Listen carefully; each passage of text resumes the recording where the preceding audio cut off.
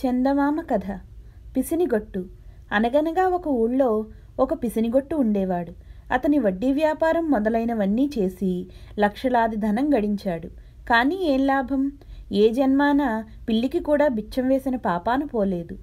అందాక ఎందుకు, తన కడుపుకైనా తినేవాడు కాదు. ఇట్లా ఉండగా ఒకనాడు పక్క ఊళ్ళో ఉన్న తన బంధువుల ఇంట్లో పెండ్లి అని, అందుకు బంధుమిత్ర సపరివారంగా రావలసినదని శుభలేఖ వచ్చింది.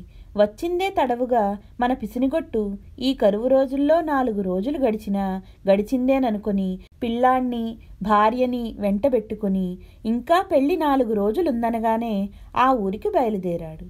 ఇంచుమించు 10-15 రోజుల దాకా ఇంటి ముఖం చూడకుండా ఉండే ఏర్పాటుతో బయలుదేరాడు. కాబట్టి ఇంట్లో ఉన్న డబ్బు దస్కం, నోట్లు గీట్లు అన్నీ తీసుకొని కట్టకట్టి పెట్టెలో పెట్టుకొని భార్యాపుత్రాదులతో దారి పట్టాడు పిసినిగొట్టు.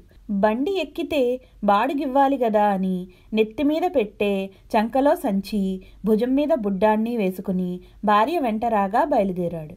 పిసినిగొట్టు వెళ్లవలసిన పెళ్లివారి ఊరికి వీళ్ల ఊరికి మధ్య ఉప్పుటేరు ఒకటి అడ్డంగా పారుతోంది.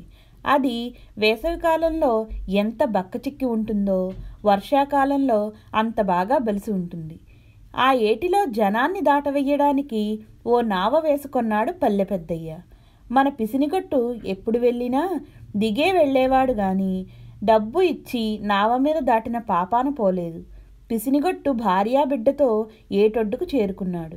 వీళ్ళని చూడగానే పల్లె పెద్దయ్యకు ఎక్కడలేని మంట వచ్చింది. కారణం, ఆయన ఎప్పుడైనా ఓ కానీ డబ్బు ఇచ్చి దాటితేగా. ఆడవాళ్లతో ఉన్నాడు కదా, ఎవరికోసం ఎక్కుతాడనుకుని పావలా ఇచ్చి కాలు పెట్టమన్నాడు పడవలో.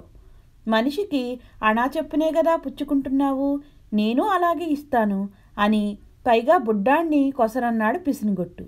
ఈ బేరాలు నా కాడ సాగవు, ఎల్లవయ్యా ఎక్కావు, ఆ బేడా డబ్బులు నీకాడే ఉంచుకో, 4 రోజుల పాటు సుట్టముక్కొత్తది అని గొణుక్కుంటూ పోయాడు పెద్దయ్య. సరే, పిసినిగొట్టు మాత్రం తక్కువ ఏమిటి? దిగువగా ఉన్న మెరకరేవుకు వెళ్ళి ఇది వరకు ఉన్న సామాను అలాగే ఉంచుకొని చుట్టుపక్కల ఎవరూ లేకుండా చూసుకొని మరో చంకలో పిల్లాన్నెత్తుకుని ఏట్లోకి దిగాడు. ఏరు మంచి వడిలో ఉంది.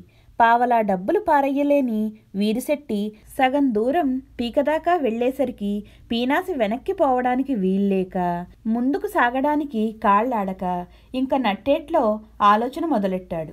బరువైన భార్యని వదల్లేక చెట్టంటూ ఉంటే కాయలు ఎప్పుడైనా కాస్తుంది కదా అనుకుని భుజం మీద ఉన్న బుడ్డాన్ని కాస్త గంగపాలు చేసి కొంత బరువు తగ్గించుకున్నాడు.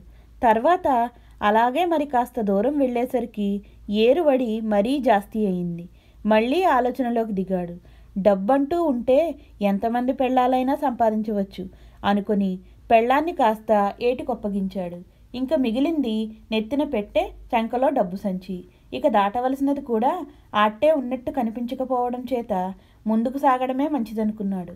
కానీ ఏటి వేగం హెచ్చసాగింది. ఈసారి ఆ డబ్బు సంచి, పెట్టే కూడా బరువే అయినాయి.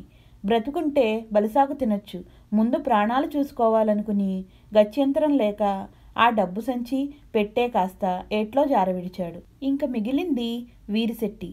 భగవంతుడు లేడు, పావలా డబ్బులు ఇచ్చి పడవెక్కలేక 2 ప్రాణాలు ఏటికొప్పగించిన పిసినిగొట్టును మాత్రం బతకనిస్తాడా భగవంతుడు? మరి కాస్త దూరం వెళ్లేసరికి అతను ఆయాసంతో మరి ఈదలేక తను కూడా వాళ్లతో బాటే ఏటి గర్భంలోకి ఒరిగాడు. చూచారు తమ్ముళ్ళు, పిసినిగొట్టు పెళ్లి ప్రయాణం ఏమైందో. పెద్దవాళ్లైన తర్వాత మీరు మాత్రం అలా పిసినిగొట్టుల్లా ఉండకండే. కథ సమాప్తం.